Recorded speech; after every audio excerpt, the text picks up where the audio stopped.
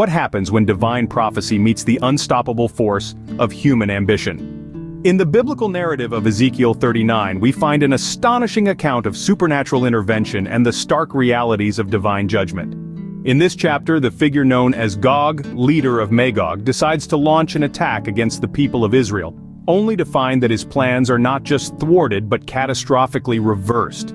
The prophecy details how Gog, drawn as if by an unseen hand, leads his vast armies toward Israel, only to meet a decisive and dreadful end. The Lord declares that he himself will turn Gog around, pull him along, and lead him to the mountains of Israel. There, Gog's forces, along with their allies, fall on the mountainsides. The scene described is one of dramatic and divine reversal, where the attackers become the prey.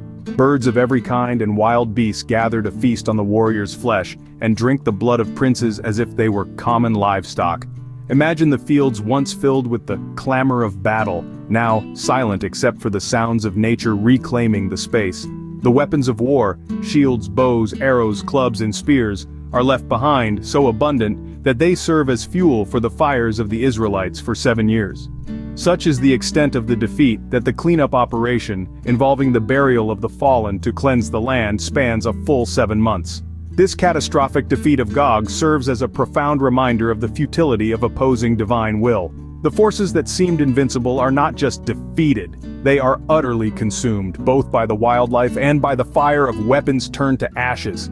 As we recap the story of Ezekiel 39, the spiritual lessons are clear. First, it underscores the sovereignty of God over the affairs of nations and leaders. No matter how powerful one might seem, they are never beyond the reach of divine justice. Secondly, it illustrates the principle of divine retribution. What one intends for evil against the innocent may very well become one's own undoing. In the broader spiritual landscape, Ezekiel 39 is not just about historical prophecy, it's a narrative about the power of faith and the ultimate victory of divine justice over human malice.